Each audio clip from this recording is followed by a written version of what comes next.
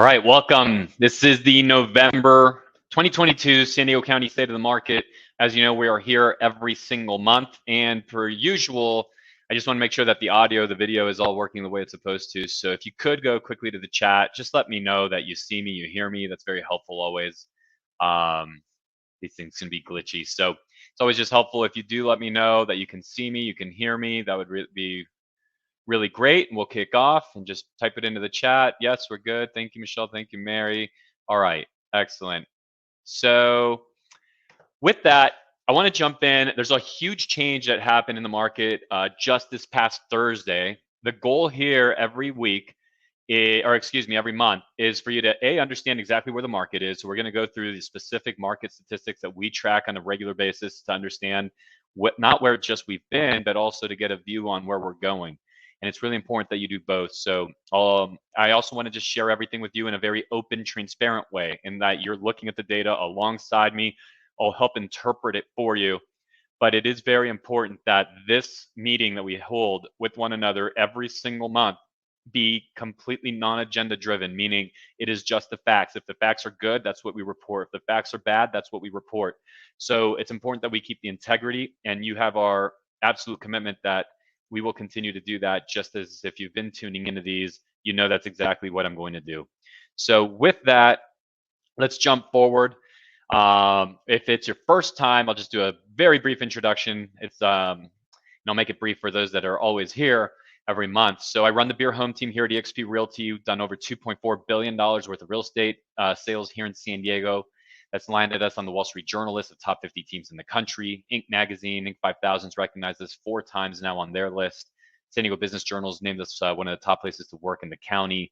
And of course, they've also named us the top producing team in the county. Also just expert appearances on NBC, ABC, Fox, etc. The only reason I mention this is you have to understand what's the experience and where is the information you're being given, where's it coming from. This is my favorite part of the resume, and I've updated the photos, realizing that some of you are just seeing the same ones over and over. So these are very updated. There's Halloween. These are my 3 kids. The 2 smaller ones, the girl and the little Ninja Turtle there, they're actually twins. She runs circles around him, by the way. You'd swear that she's like 5 or 6 years older than him. But he, as you can see from the other little photo, is about the most adorable thing you could ever find. His name is Ellie. Her name is Leah. They're both amazing and just a gift. Their older brother, Levy, just my little best friend. What can I say? They're awesome. That's my wife and I just a few days ago at the Elton John concert at Petco Park. So we got to see him at the farewell tour, the Yellow Brick Road farewell tour that he just did, and my little girl and I at the beach in Coronado this past Saturday. So just a little bit of what drives me every day, and let's move forward. Today's agenda is the local market overview. Mortgage rates. We're going to examine exactly what they're doing, what they've done. There's major change in this space, and a lot of that driven off the inflation report. So the CPI report came out this past Thursday. We're going to take a look at exactly what that's done, not just to the mortgage markets, but also to the prediction on what the Fed is going to do and to the equity market. So major changes there that are starting to shift people's strategy. And I'm going to share exactly what that means for you, either as a buyer or as a seller. Also, we're going to jump in. I have mortgage rates written twice there, so there you go. But the next thing we're going to jump into is alternative financing options. So there's more and more assumable loan conversation out there, seller financing conversations out there. So I want to make sure that you are equipped to take advantage of all those things and see how you can gain an advantage over the marketplace by just thinking a little bit differently than others. And with that, let's jump in. So new listings. New listings, and okay, you see again, you have 2 sections here. You have the October comparison, so comparing October 2021 to October 2022. You also have year-to-date 2021, meaning through October, and year-to-date 2022. So you get 2 different views at it. Let's take a look. New listings, again, 26% fewer homes came into market in October of this year versus October of last year. And we continue to feel the inventory crunch, which is helping support real estate prices. Okay, it is helping support those prices, as you're going to see here in a moment, despite the higher interest rates. So pending sales, however, down. There's 44% less actual transactions being done. So that's being felt across the industry, because that also means 44% less remodel jobs and less plumber calls and less roofing jobs and all of the, right? There's so much industry, right? The mortgage business, the title business, the escrow business, the home inspectors are impacted. There's so many areas and sectors impacted by this one fact that fewer homes are selling. Closed sales mimicking that, 43% less this October versus a year ago. Now, interestingly enough, median price point actually rose 4% to 785 versus 755. And we're going to talk about this in a moment, because there's a lot of market timers out there, people that want to wait for interest rates to do that, or want to wait for prices to be the right price. But it's just always an interesting question to ask back. Well, how will you know when that happens? And there's very rarely an answer that is tangible that they can ever provide back. And we're going to see now how market timers, when all of a sudden things flip and mortgage rates drop as they just did, and we'll jump into that, how all of a sudden there's a rush to the market. I believe that you're going to see these pending numbers look very different when we look a month from now. So we'll talk about that more in just a moment. I want to bring your attention to days on market. They are up, so there are homes that are sitting on the market longer. What that means is there's still a lot of people that want to sell in a market that doesn't exist anymore, and they are losing. They're losing with longer market times. You as a seller always want a faster market time, because if you put yourself in the buyer's shoes, if you were a buyer, you would make a much more aggressive offer, meaning a stronger offer on a home that's been on the market for 5 or 6 days versus one that's been on the market for a month. A month of market time is the market saying you are not worth your ask. And so buyers understand that, whether consciously or subconsciously, and offer prices end up reflecting that. Sellers that say, well, why don't they just make a lower offer? The answer is they will, that they're not going to make that lower offer right up front in day 2, 3, or 4. They're going to wait. And once you're 30, 45 days on market, then the sharks come out, and those low offers certainly do come. Affordability index is still down, okay? So down versus a year ago. And then we've been hovering in this 30% range for a while now. So that's still where it continues to sit. Homes for sale. Keep in mind something. I have to interrupt myself. The data I'm sharing with you is through October. The market change that we saw with the CPI, the consumer price index numbers that came in favorably, which caused interest rates to drop. Again, we'll talk about that in a moment. That only happened last week.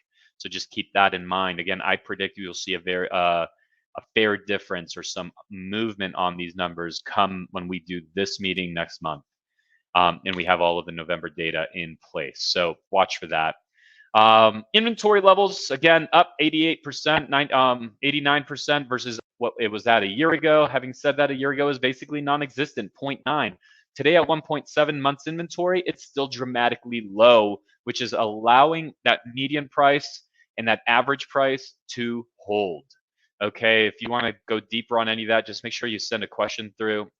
And I do personally answer all questions, and we can take a look at, well, how does that affect your particular neighborhood, a particular zip code, or a particular property type. So with that, let's jump into the big conversation right now, which is inflation. And the biggest thing that happened over the since we last met, and again, it happened just this past Thursday, is the Consumer Price Index report did come out at 8:30 in the morning, and it showed that year-over-year inflation is fell to 7.7% in October versus where it was a year ago. That's from a rate of 8.2% that we saw in the September report. So we still have higher inflation than what the Federal Reserve wants us to have. They have that target rate of 2%. That's where the market, or the Fed, I should say, that's where they want to see things. But they were expecting it to come in higher, given that it was at 8.2% in September. This signal of decelerating inflation is exactly the signal that investors have been looking for. What that caused was a big drop in the 10-year Treasury rate, a big drop in mortgage rates. So, and also a big drop, by the way, in what we are predicting now, what Wall Street is predicting for the Federal Reserve to do in its coming meetings. And none of this can be overstated in its importance. Let me just show you very quickly a few things that have already happened. That shows you that 7.7% rate right there that we've come in at. Actually, if I go back to that slide, you'll still see it's much higher than what it's been for years. But the fact is that because it's dropping, the market's saying, okay, hold on, this is actually working. Inflation might come into control, which tells us that we might stop seeing these high interest rates and all of the different, from auto loans to mortgages and et cetera. And so we might actually get some market relief. Wall Street hates high rates, loves low rates. And so here's what's going on this end. On Thursday, the NASDAQ composite rose 7.4%, which is the biggest increase since March 24th of 2020, just after the markets had bottomed during the pandemic panic. It rose almost another 2% on Friday. So this past Thursday goes 7.4, Friday up another 2. And again, March 24th, 2020 doesn't mean that what happened then will happen now. But if we're looking for signals, that was right about the bottom of the market for the stock market. And then we know what happened. So it just is a cause for optimism. Wall Street was very happy with that result. S&P rose 5.5% on Thursday. So it's the most since April of 2020 for the S&P. And it tacked on another almost 1% on Friday. Now, what does that mean for mortgages? What it means is that we've seen the rates drop almost they dropped over a half point. And right now they've settled in at just about that half point drop versus what they were little over, a week ago. And so we'll take a look at that here in just a moment again. Let me see, there we go. So what will the Fed do next? Well, first, let's make sure we understand federal funds rate versus mortgage rates. And just as a quick review, what we're talking about when we talk about what the Fed is doing and the rates they're changing, they're moving the Fed funds rate. This is the rate that then the banks get to borrow at. This is the rate that the Federal Reserve lends money out at. Then that money gets lent to us at a premium, which is how banks make money. Okay, so mortgage rates are not federal funds rates, but they're certainly correlated. And sometimes you'll actually see that Fed funds rate can be going higher as they currently are, and they're predicted to continue to go higher. But why did mortgage rates drop? Well, because mortgage rates actually follow inflation more than anything else. And the signals right here that inflation is starting to come under control. We will see, look, it's early in the game on this. I wouldn't completely wave victory on this. I would absolutely just be watching, but we have seen our first favorable results. So the chart you see in front of you is Wall Street's prediction of where we're going. The next Federal Reserve meeting will happen on December 14th. On the 14th of December, the Fed's going to meet. Currently, the rate is at 375 to 400 that the Fed is lending money out at. And for the first time since this entire inflation nightmare started, Wall Street is predicting that the Fed is going to raise rates by 0.5 point instead of a 3/4 point hike. It's literally the first time that we've seen this now in many, many months. Okay, so the prediction is, as you can see, we're going from 375 on the low end, right? 375 to 400. Let's just focus on that first number, 375. Wall Street's predicting that there's an 85.4% chance that we're going to go to 425. So 425 basis points. A different way of saying that is 4.25%. Now, they are saying there's about a 14.6% chance we'll get another 3/4 rate hike. But right now, 85.4%, that's a really, really good signal. And again, this is optimism on the market's side, which is very much reflected in what the stock market's done the last several days. And then following meeting, okay, if the prediction, I'm back here in December, if the prediction is 425, the prediction for the following meeting is that there's about, let's just call this 50-50 with a slight lean toward a 1/4 point hike. So they think that there could be Wall Street thinks that there could be, and it's making these bets right now out in the marketplace, that there could be only a 1/4 point hike at the next meeting after that December meeting, which will be the February 1st meeting. So that is huge. If it only went a 1/4 point, that would mean we've had really good data, really good CPI, which is consumer price index readings between now and then. So it's definitely something to watch for. Though they think it definitely could also be another 1/2 point. And what's interesting, if you see that 1/2 point number, 475, the following month, the biggest bet's being made on 475. So we'll refer to that as the terminal rate. Terminal rate meaning the market right now is predicting that we're 100 basis points, 1 full point from the market or from the Fed seizing these increases. Okay, so that is definitely something to watch for. It is early in this because we're only 3 or so days, market days separated from that great CPI reading. So definitely, if you're watching, you want to be watching for that. You want to be watching for jobs report. Okay, jobs report's interesting because a positive jobs report sometimes will signal that there could still be more inflation. So you'll actually see markets negatively react. Interestingly enough, the Fed believes that we should have just a little bit more unemployment than what we have. It's kind of counterintuitive, but just something to watch for. And of course, I'm going to be here every month with you interpreting the data. So mortgage rates, based on everything we just saw, 30-year fixed mortgage payment for a $900,000 home with 20% down, which would have been a $720,000 loan just a week ago, okay, prior to Thursday, would have been about a 6.625%. Or excuse me, let me reframe all that. Incorrect. Today, as soon as I saw the 6625, I knew I was misspeaking. Today, a 30-year fixed mortgage payment for a $900,000 home with a 20% down payment, okay, so a 720K loan, you'd be at about 6.625%, no points, and monthly mortgage payment of $4,610. Just over a week ago, before that CPI reading came out, the interest rate would have been north of 7%. Okay, so a huge improvement. Again, the mortgage rates actually improved by over a half point, have kind of settled down a little bit into that about half point improvement from where we were just a week ago. So what we're seeing, and this is what really matters to you, what we're seeing is, and feel free to throw questions into the chat, but what we're seeing is we're all buyers are already starting to quickly come back. So speed of just deals being made and ratified in the marketplace. I could speak just from our own experience. Our Thursday, Friday, and the activity over the weekend versus what was just prior to that. I mean, it's like a new world immediately.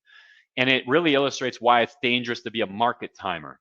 Because there's so many people that are on the sidelines not taking advantage of homes that they could be having, that they really have negotiating power on with some homes that are sitting. And they're saying, well, we're going to wait for rates to get back to X. But that is also there's fallacy in the thinking, and that it assumes, right? That assumes that rates will go to a certain number, and there's no guarantee they will ever return to any particular number. We could definitely make bets that they'll drop or that they will move. But it's just dangerous when you get stuck on timing the market that it has to be at such and such place, because remember, if it goes there, you can always do a refinance. But if it doesn't go there because there's a rush back to the market, then you're out of the market. And that is a huge hit on people's net worth. Look at your friends. Just take a look and observe around you. Your friends that have been renting for years and years and years because they've always been waiting for homes to be the right price versus your friends who did not do that and who owned.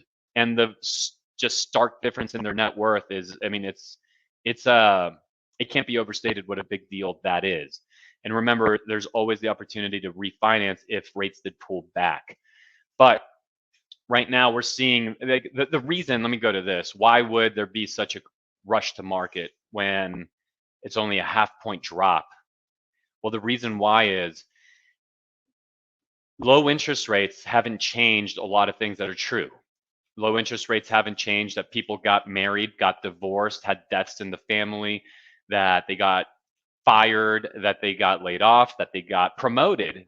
So all the life events that are going on for people are still going on. And there's only so long that people can say, hey, well, I'm just going to wait. I'm going to ignore the life events and I'll just wait because I don't like the interest rate. Now, if the interest rate has genuinely knocked some out of the market, which it has, that's different. But we're talking about the wait people, the market timers. So there's only so long that they can wait. So you could wait a month, a second month, a third month, but how long are you going to be able to ignore those life events that are just real? So when you see rates go from 7.1, 7.2 and drop and you're at 6.625 today, you see that rush to market, which of course affects pricing as well. That's just why the market timers often get left behind and never participate in the wealth creation that then takes place. So current market trend, I want to just end right here. Something that every week or every month I try and bring you something new. And the current market trend is creative financing. More and more people asking about it, more buyers and sellers all asking about it. And interestingly enough, more real estate agents coming to us because we do, on a consistent basis, educate the actual real estate agent industry, not just locally, but across the country. And they're coming asking, hey, what about creative financing, particularly assumable assumable mortgages and seller financing. So let's start with assumable loans. Assumables are far more complex than seller financing. And we in San Diego don't have as robust of an assumable loan market as we do a seller financing market. And the reason why is there's only two types of loans that are, and I should say, there's only two types of government-backed loans that are assumable. Okay, so that's going to be VA and FHA. In San Diego County, we really don't have much of an FHA market. There are FHA deals that get done, of course, but to assume a loan, it can't be conventional financing. It would have to be VA or FHA. Well, FHA, there's very, very, very little of it across San Diego County. So that makes it difficult to find. VA, you can assume, absolutely, and there's quite a bit of it across San Diego County, but you have to be VA to assume a VA. So if you're VA, definitely you want to be asking about this. And what this is you're assuming the loan that the current owner has, presumably at a much lower rate than today's rates, if so long as they got the rate sometime in the last, since basically since the end of the Great Recession. Rates dropped a great deal and eventually hit into those 3%, 4%, even 2% ranges. And so there's an opportunity that if you're VA, you can assume that loan, meaning you just simply take over as the holder of the note and you start making those 3% payments. So definitely something that you're going to want to ask your agent about. Be aware of that and keep your ears open to that. If you're VA and you own a home and that's not in your marketing, that's a mistake. Okay. So if you go to sell a home, you want to make sure that you are very clear, because it's very possible that the agent on the other side doesn't even know about what we're talking about. It's also very possible that the consumer doesn't know. Now, on the other hand, seller financing available and a really, really great tool for a seller to earn more on their home and also for a buyer to have a big win. So here's how both would have a win. Let's look at it from the seller standpoint. Okay, seller financing example. Let's say that a neighbor sells their home, or they're selling their homes for $900,000, and let's imagine it's the same home, same floor plan, same everything, $900K. But you get $950 due to seller financing. So there's clearly a $50,000 increase. Well, why would that happen? The reason why is because the market rate at 6625 with a P&I payment, principal and interest payment of $3,840, assuming they put 300,000 down. Okay, so if the buyer at a market rate of 6.625%, they just simply bought the home, they paid 900 grand, and they would get a P&I payment of $3,840. That's their monthly payment, okay, as long as they put 300K down. But you give your buyers a 5% interest-only loan. 5% interest-only loan. That would mean that the buyer is making a payment of, and you know what, I will always call myself out if I have any kind of mistake on it. Let me run something, as I think I ran it at 600,000. 650,000 is where I should have ran it, because you're putting down 300 grand. So, yep, that's what I thought. So the payment, it says 2,500 here, ignore. Okay, so your buyer would be making an interest-only payment, and that's a key word there, because you can do that on seller financing. You're the lender. You turn into the lender. So you can give that buyer an interest-only payment of $2,708. $2,708, which would represent a 5% interest-only rate. From the buyer's perspective, they're jazzed. They're like, awesome, I have a lower payment. This is great. I am literally saving about $1,100 a month. This is awesome. And I'll refinance this later on when I believe interest rates will be lower. Okay, so that's in the buyer's mind. That's essentially what you're selling them, that idea, as the seller. Now, you can make the loan as the seller due within any time frame you want. You can say you have to pay me back the balance in full within a year, 2 years, 3 years. 2 years is good. Okay, so let's just take 2 years as the example. So in this example, you get an extra $50,000 on price because A, you can make it easier for them to qualify, but you feel safe doing so because they're putting 300,000 down. Number two is you're receiving 50K more because now your buyer is more excited to buy your house because you're giving them a cash flow benefit. And for a lot of people, life is not about the purchase price, life is about the payment. So because of that, you might be able to achieve that 950 number while your neighbors are achieving 900. Well, think of that extra $50,000 as additional interest, except for interest is taxed as ordinary income, but $50,000 additional on the price is taxed as capital gains. So that being capital gains that might be fully deferred depending on how much profit you have on your house, or it's capital gains that would at least be taxed at capital gains, which is a lower tax rate than ordinary income. Please see your CPA on that. Okay, but essentially, it's like getting about 13%. I'm going to lower that number to 13% because of the math here a moment ago, because I did the loan here at 600,000 instead of 650. It's like getting 13% interest in year one, 5% interest in year two, with about a 9% blended rate. So as a seller, it's an awesome deal for you because you're making great money on your money.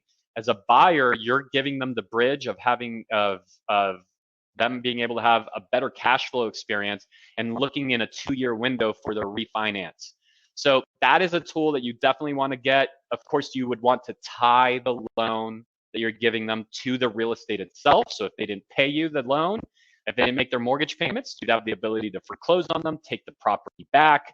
Now you own it and you can sell it a second time after already receiving 300 grand. So you're in a really nice position.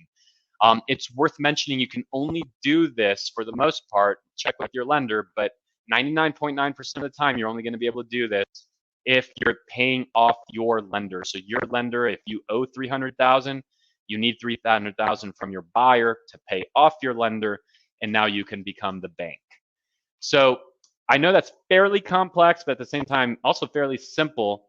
It is definitely my responsibility to make that even more simple. So I answer every single question personally that you send here to info@beerhometeam.com. Those questions could be around anything we discussed here. It could be around anything unrelated to something we discussed. Maybe you want market statistics for your particular zip code, subdivision, or property type. Maybe you want to understand exactly what mortgage rates look like right now, because obviously they change daily. And there's different programs, including variable rates. And if so, I'll connect you with a great lender. And perhaps you want to just go deeper on this assumable strategy or the seller financing strategy. But these are ways for you as a seller to get more while giving the buyer something they want. That's where good deals are born, where everybody is happy with the outcomes. So I hope this is helpful to you. This is the November 2022 market update. I'm going to continue to bring these, and I appreciate you showing up month after month. The feedback has been wonderful. Let me know, by the way, anything you want to know on future episodes of this next month. Please let me know. I am here on a no agenda, just literally what can I do to give you clear information that's not typically going to be found in the news, that's not going to be found in the headlines that are all built to scare, and also not make them sensational, right? Sometimes there's good news, bad news, and let's just have real data. My belief is no one got hurt in the Great Recession or in any market based on the market. They got hurt by not having data that was true, dependable, and non-agenda driven. So that's what I'm bringing you here, month in, month out. And of course, anytime you want to have a private conversation, the same would apply. Thanks, and have an awesome rest of your day, rest of your month.